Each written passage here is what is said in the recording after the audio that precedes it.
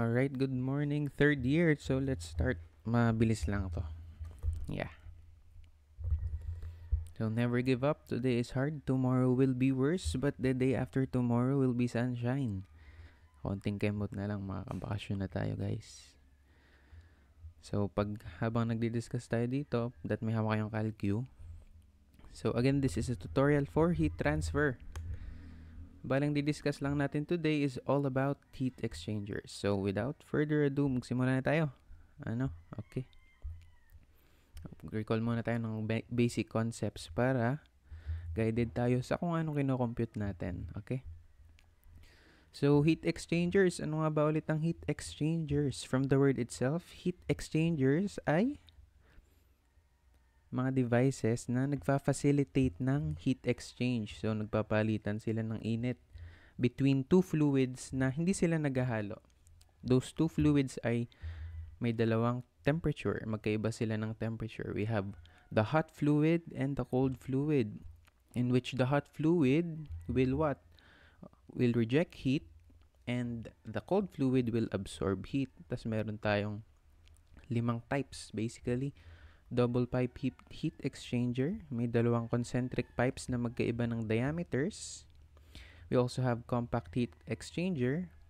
Shell and tube heat exchanger, the most common type sa mga industries natin. Parang ito yun. Shell and tube. Then we have the plate and frame heat exchanger. Ito yung mga maraming fins, kung mapapansin nyo. Sa heat transfer, may bukod na lesson para sa fins kasi it maximizes the effectiveness of heat transfer, pero hindi natin yung tinatakil. And lastly, we have the regenerative heat exchanger. Ginagamit ito sa mga power plants. Yeah. And itong mga types of heat exchanger. Example, ito yung evaporator. We have your shell and tube. Sa mga industries, power plants yan. We have here a radiator and we have a condenser. Sa mga aircon, yeah. So basically, dyan lang umiikot yung heat exchangers. And para makapag-solve tayo ng mga problems sa heat exchangers, we must be familiar with some important formulas. Anong mga mahalagang formula na kailangan alam natin sa heat exchangers? Alright. Una na dyan is yung from your Thermo 1, Law of Conservation of Energy. Conservation of energy. In which the energy in, ang energy pumasok ay siyang energy lalabas. Kasi energy is conserved. Yeah. Energy in equals energy out. Ano pang kailangan? Di ba alam natin that heat is energy? Sa heat transfer, heat is denoted by Q. Heat rate. Yeah. Q in equals Q out. And since heat exchange nga to, we have a cold fluid, Q sub C, and a hot fluid, Q sub H. Yeah. And then, ano pang kailangan alam natin? We must also be familiar with sa tinatawag nating sensible heat. Pag sinabi nating sensible heat, it is the amount of heat required to change the temperature of a substance or fluid without changing the phase, only the temperature. The formula for sensible heat is MCP, delta T. Yeah. And we also have yung contradict niya. Latent heat. And latent heat naman is the heat required to change the phase of a substance without change in temperature. It's given by the formula Q is equal to mass times the latent heat of fusion or vaporization. And sabi nga ni Ma'am Shirley, it is also equal to M times your HFG, in which your HFG is also equal to Hg minus Hf. So, maganda recall din natin yung thermodynamics konti. And ano pang kailangan nating alam? We must also be familiar with yung, what do you call this? Yung product ng mass flow rate and the specific heat of the fluid, which we call the heat capacity rate. Heat capacity rate. Yan. Heat capacity rate again is denoted by C, and it is the product of the mass flow rate of the substance and its specific heat. Okay? Tapos, since heat transfer nga to, the driving force of heat transfer ay temperature difference. So, we have two types of temperature difference. The first one is the arithmetic. AMTD na lang. Yeah. Arithmetic temperature difference. Kaya nga, arithmetic mean is you just get the mean of the two temperature differences, delta T max plus delta T minimum. Then you just get the average of that differences. Yeah. Okay. Ano pang kailangan alam natin? Ayun, yung mahalaga, LMTD. LMTD or tinatawag nating logarithmic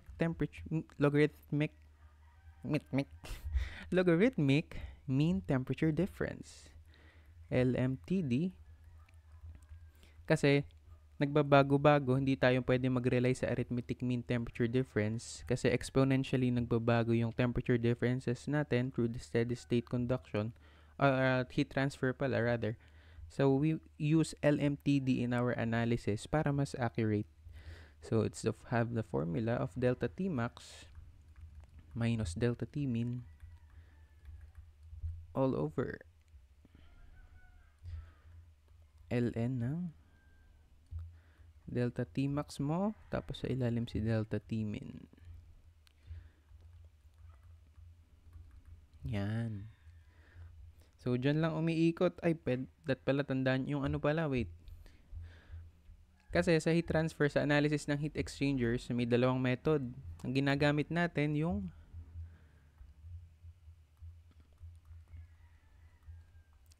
LMTD method. Yan. And it has the formula Q is equal to your overall heat transfer coefficient times the surface area multiplied by your logarithmic mean temperature difference. Kasi meron din tayong isa pa yung effectiveness or NTU method, number of transfer units. Ginagamit yun pag hindi mo alam yung mga outlet temperatures, pero hindi natin dinadaanan yung mga ganun. Lalo na yung transient heat transfer. Yeah. Yun yung kabaliktaran ng steady state heat transfer. Kasi sa steady state, constant yung temperature. Pero sa transient heat transfer, nagbabago-bago. Parang ang ideal, steady state heat transfer. Tapos yung actual, transient heat transfer.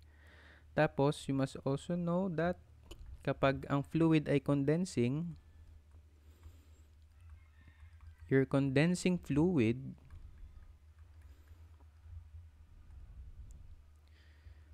rejects heat.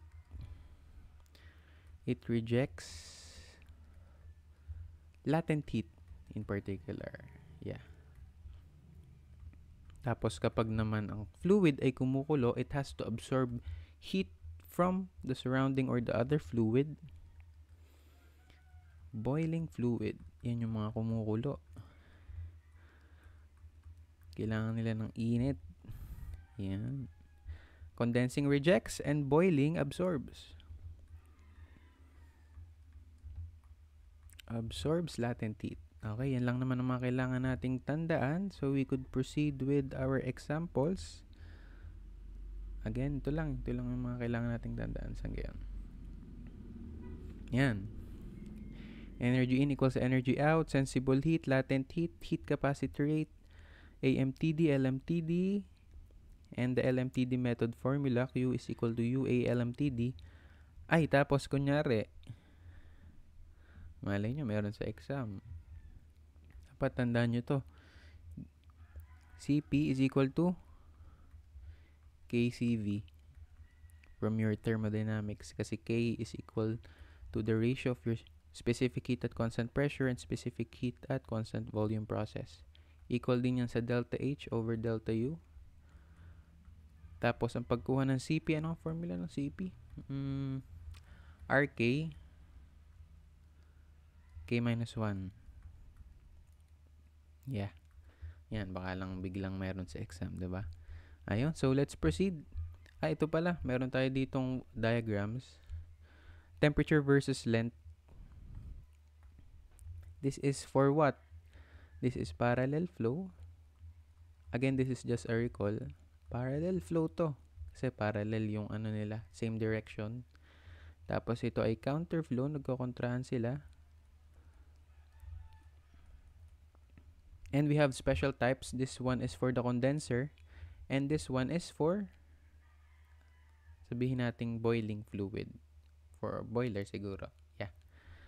From sinabi natin kanina, the condensing fluid rejects heat. Kaya paparto. And the boiling fluid absorbs heat. Kaya papunta sa kanya. Yeah. So let's proceed with problem number 1.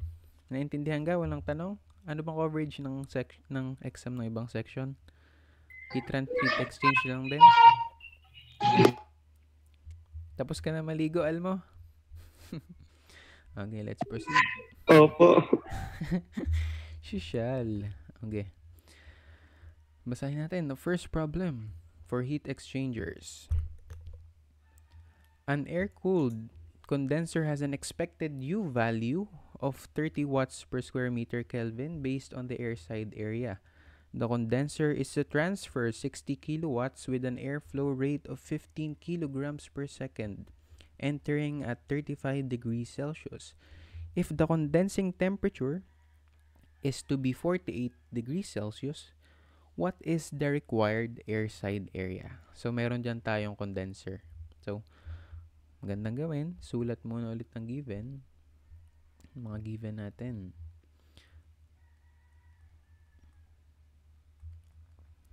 We have the heat transfer coefficient, U. Value niya is 30 watts per square meter Kelvin. Based on the airside area, the condenser is to transfer 60 kilowatts. So what is that? That 60 kilowatt is your heat rate. That is 60 kilowatts. We also have an airflow, the mass flow rate of air. So let's write it down. The mass flow rate of air is equal to 15 kilograms per second. Entering at 35 degrees Celsius. So again, we have a condensing fluid and air. So air is our cold fluid. So let's just say TC in. TCI na lang. May enter daw siya sa with the temperature of 35 degrees Celsius. Ano pang given natin? If the condensing temperature, so we have a condensing temperature. The condensing temperature, lagay ko na lang na Tcond for condenser is equal to 48 degrees Celsius. Ang hinahanap, what is the required airside area? So, let's proceed. Una mong gagawin para madali mong ma-visualize, mas maganda kasi pagkita mo, di ba? Maganda pag nakikita. Yan. Okay, sulat mo muna yung TL diagram mo, which is temperature and the length. We have here a condensing fluid. Pag condensing temperature, again, that is latent heat. Nag-change ng phase, pero hindi nag-change ng temperature. So, you have here your point na to is 48 degrees Celsius. Dito ay ganun pa din, 48 degrees Celsius. And you have a cold fluid na kailangan niyang mag-absorb ng heat para tumaas yung temperature.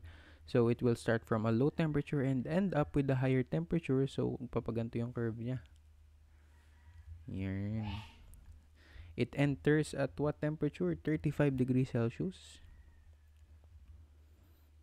35 degrees Celsius daw nag-enter. And we have here yung hindi pa natin alam to. So, we need to find that. Kasi kailangan natin yung temperature na to to find the logarithmic mean temperature difference. So, how will we find that? Okay. Anong given natin? We are given Q, mass flow rate, this is for air.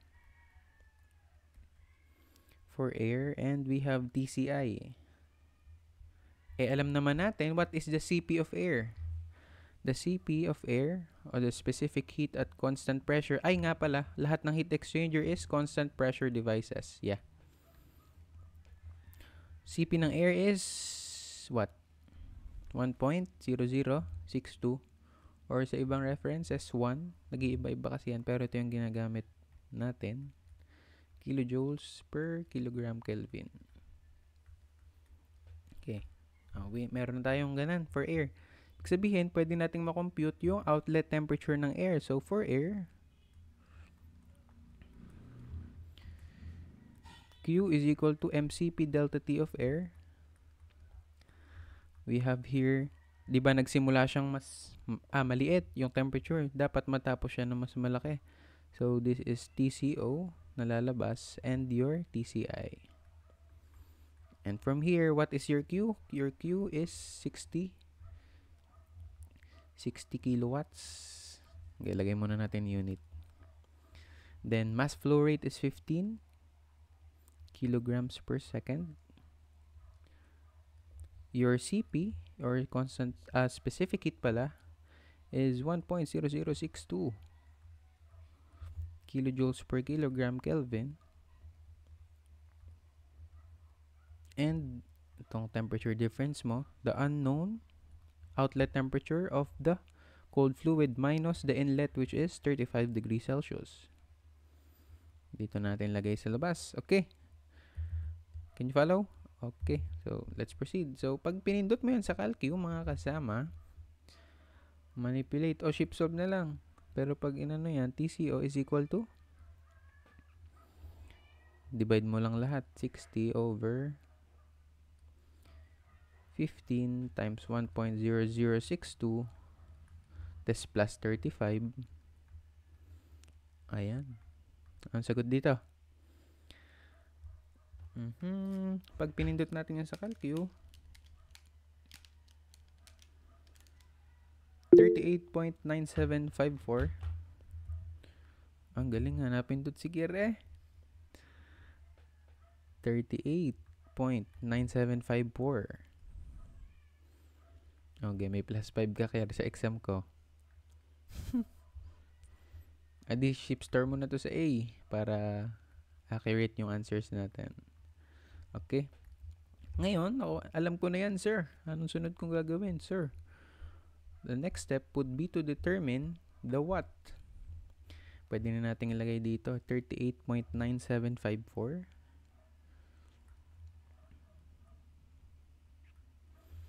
And from this TL diagram, this is your delta T max. This is your delta T min. Maximum, minimum. Yeah. Para lang positive. Kasi positive dapat yung LMTD. So, we can now get the... Kunin mo natin si delta T max. Delta T max is equal to 48 minus 35. And your delta T minimum is equal to 48 minus yung nakuha nating outlet temperature of 38.9754. So, pressing that into your calculator, 48 minus 35 ay 13 yan na. Tapos, pindot-pindot ka lang ulit. 9.0246.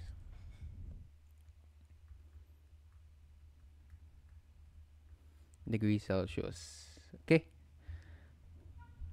Tapos, star mo na to sa B. Alright. Para hindi mo na kailangang pindutin ulit. So, we can now get the LMTD. The formula again for LMTD, or the logarithmic mean temperature difference, is equal to your delta T max minus delta T min all over the natural logarithm o ln. Lan ang basa dyan eh. Delta T max over delta T min ulit. Tapos, pindot-pindot. Madali lang to eh. Salpak lang. Yung mga nakuha nating delta Tmax, 13 tsaka 9.0246. So, sulat natin. 13 minus 9.0246 all over the natural log of your delta Tmax na 13 and delta Tmin na gusto ko tuwid. Yan. 9.0246. Yan. Sino pipindot? Pressing that into your calculator, you will end up with the value of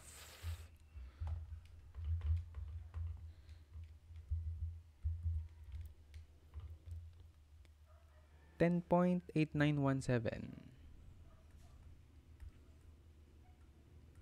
degrees Celsius. Tapos may mga kasunod pa yan. Shift store mo na lang ulit sa sana tayo? C. Shift store C. Yeah. Tapos, yun na. Salpak na. Nakuha mo na si LMTD. You can now use the formula for the logarithmic mean temperature difference method, which is Q is equal to your heat transfer coefficient times your A. Wala. UA LMTD. Ang hinahanap natin, the surface area of the air side area pala. So we can now solve for the UA. Ang Q natin kanina is 60 kilowatts. Our U is what? Equal to 30 watts. So, pag ginawang kilowatts, 0.03. 0.03. So, 0.030 kilowatts per square meter Kelvin. And yung nawawala nating air side area, which is A, and the logarithmic mean temperature difference of 10.8917. Susundan nyo ga? Okay, mga nakahiga na ulit. Yan. Okay, pag pinindot natin yan, this will cancel. And Kelvin to, pwede natin itong gawing Celsius para mag-cancel din kasi change in temperature kasi yan. So, cancel din yan. We'll be left with the unit of square meter, which is tama. Your area is equal to 183.6264.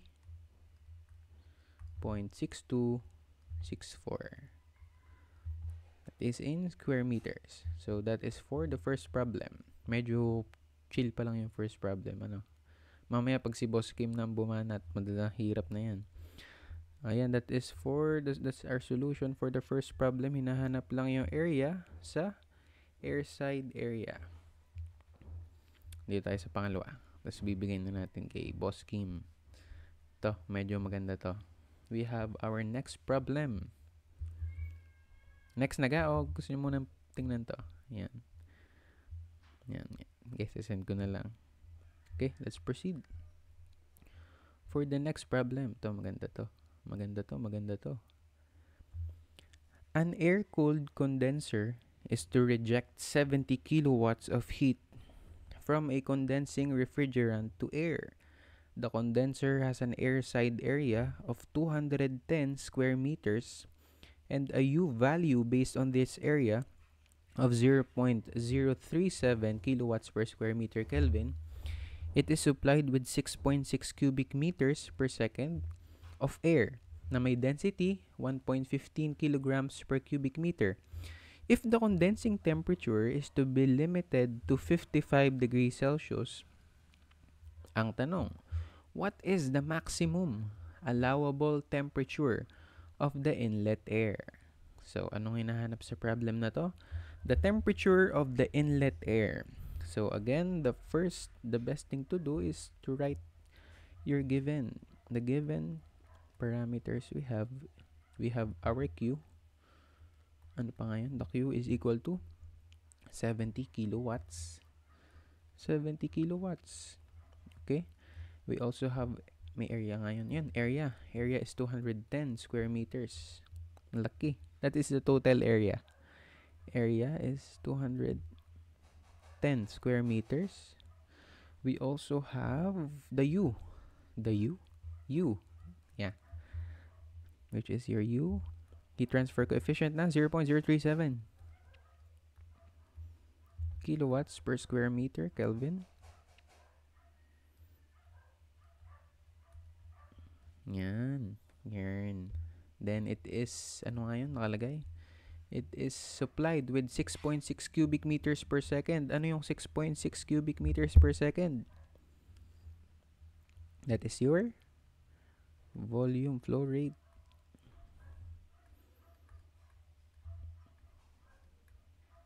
Cubic meters per second. Okay? And we have a density of air, which is denoted by rho. 1.15, 1.15. That is in kilogram per cubic meter. Ano pang given? Tapos, temperature of the condenser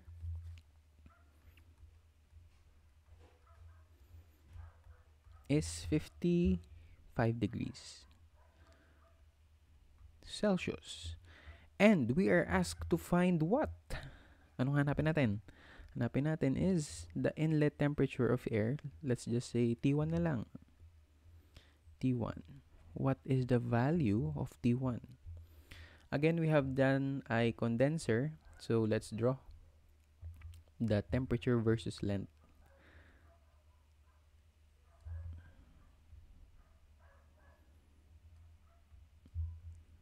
Again, the temperature for the condenser is what? 55 degrees Celsius. Latent heat ulit. Change ng phase without changing the temperature. Again, your temperature for the condenser is constant. 55, parang S yung 5 ko. 55, ihayaan nyo na yan. 55 degrees Celsius. Yan. And again, we have a cold fluid from a low temperature, tataas ang temperature. So, papaganan yung curve. Hinahanap sa atin the maximum temperature of T1. So, T1, T2. Okay. So, paano ang ating banat dito? Tingnan mo muna yung given mo. Meron kang Q, meron kang A, may U. Tapos, given ka ng volume flow rate at density. Anong pwedeng makuha dyan? From these two values, we could get the yarn. Okay, very good. Yung gusto ko nasagot. Okay. So, makukuha natin si mass flow rate. Very good. Again, di ba density is equal to mass over volume. Naka-rate yan per unit time pareho. Ayun. So, from this, you can get your mass flow rate, which is simply the product of the density times the volume flow rate. Yan. Your mass flow rate is equal to density of 1.15 kilogram per cubic meter. And you have your volume flow rate of 6.6 cubic meters per second. Your mass flow rate is equal to 7.59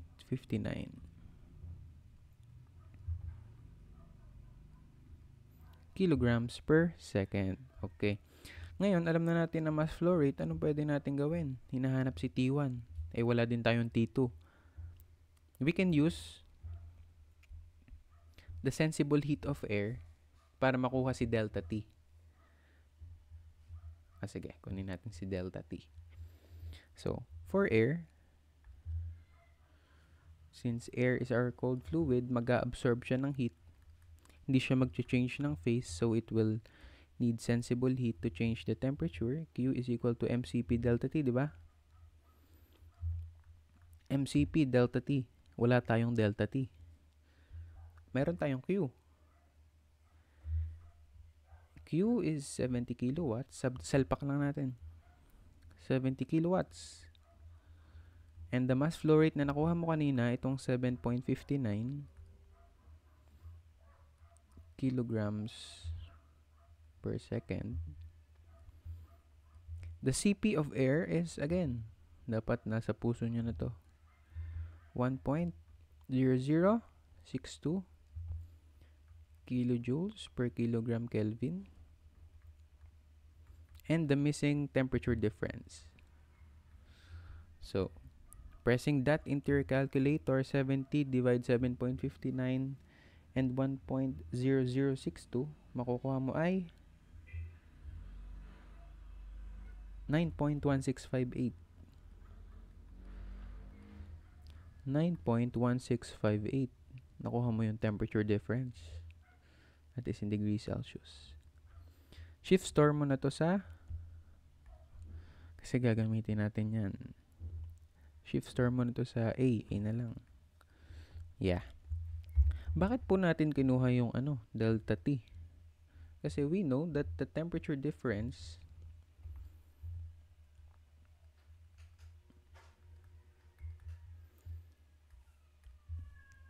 delta T is equal to your T1 at T2 pala, kasi mas mataas si T2. T2 minus T1. Yan.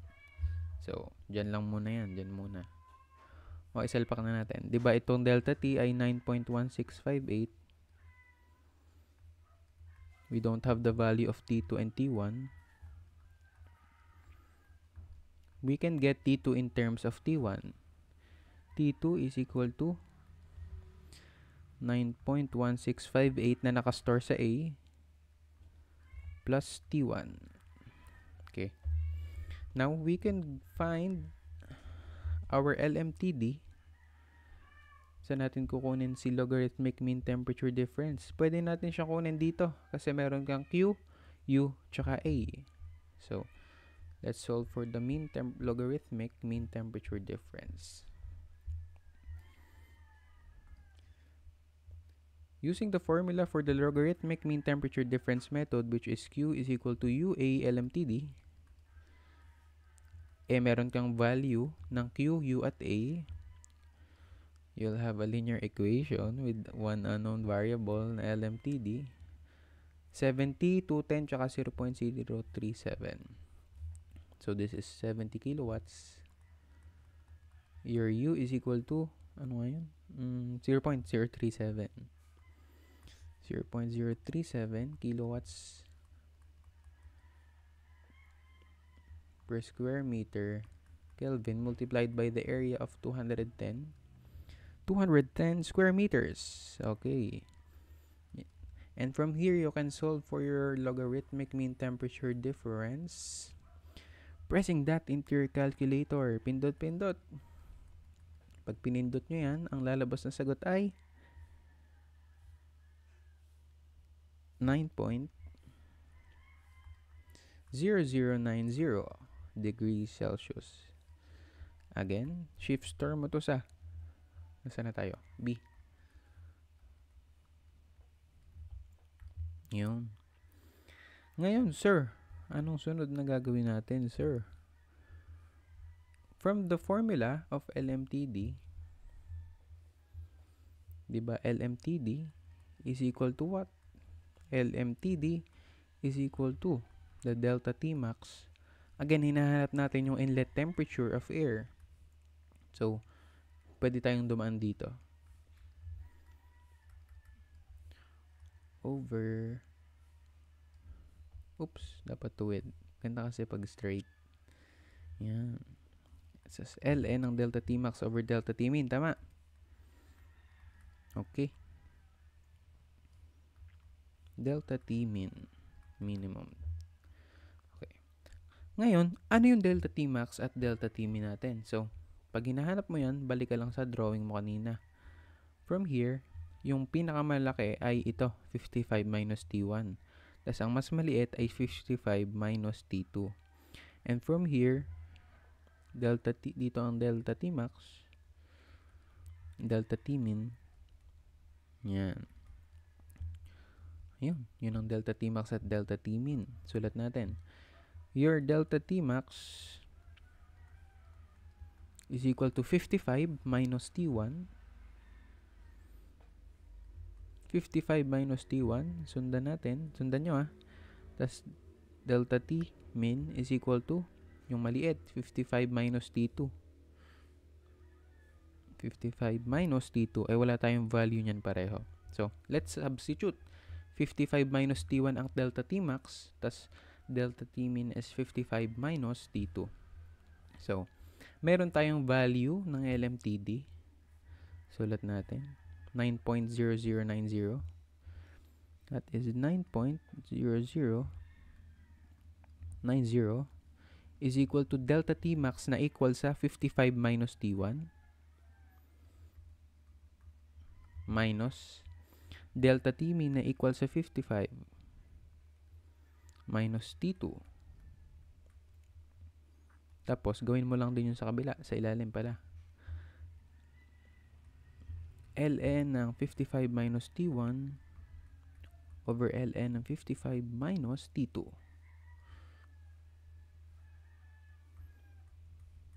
Yan.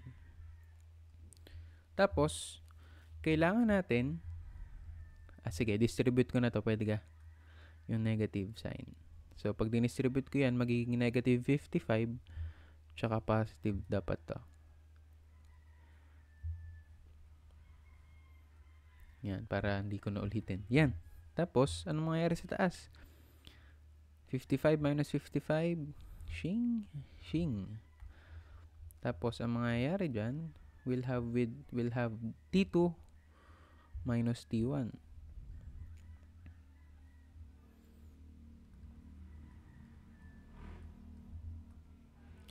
T2 minus T1 to. Tama, tanggalin na natin. Pwede ka? Tanggalin na natin. Ang matitira dyan, kasi tanggal yung 55, negative T1 tsaka positive T2. Unahin natin si positive, that is T2 minus T1.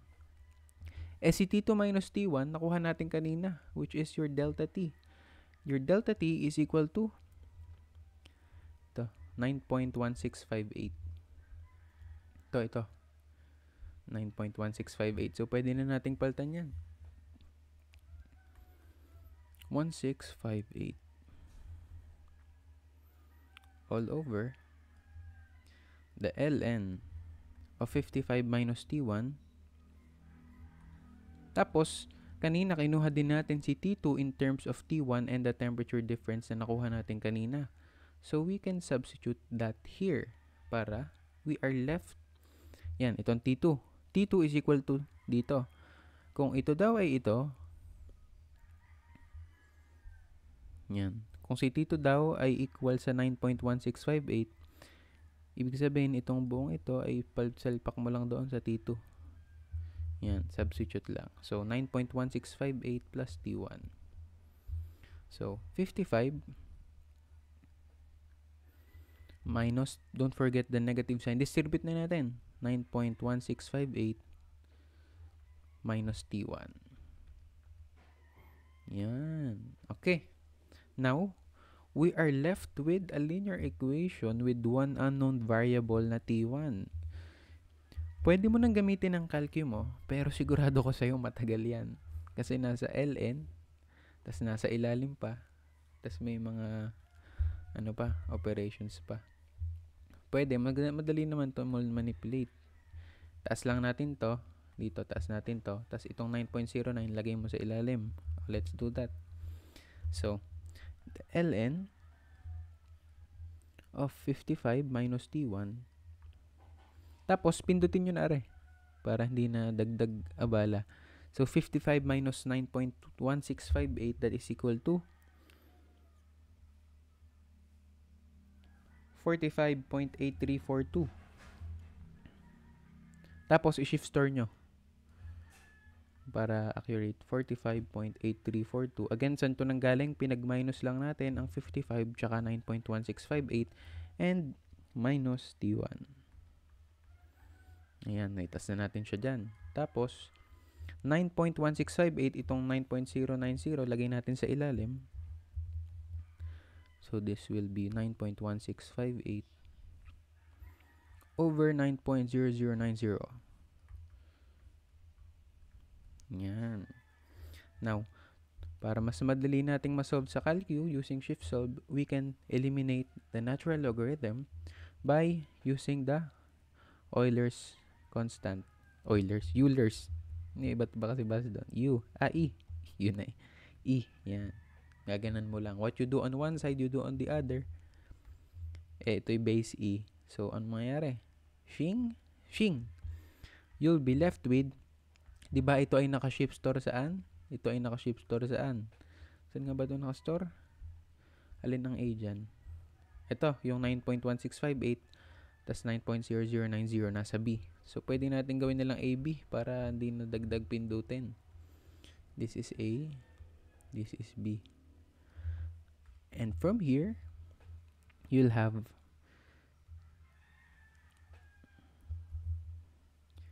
(55) minus T1 all over 45.8342 minus T1. And ito, gawin ko ng E raised to AB. Pero ayaw ni Ma'am Shirley ng ganun. Pero sa solution nyo, sulat nyo na. Okay? Di magiging E raised to A over B. Yan. Basta naka-shift store to sa A, as naka-shift store to sa B. Tapos ganan. Tapos, pwede mo nang pindutin sa calcu yan. O kung manipulate mo, T1 is equal to, tataas to dito, tapos madidistribute yung E, tapos ima-minus mo sa kabila, tapos matitira si negative T1, lipat mo sa kabila, tapos that will be positive, tapos minus ito na may kasamang T1. So your T1 is simply equal to 55 minus itong 45.8342,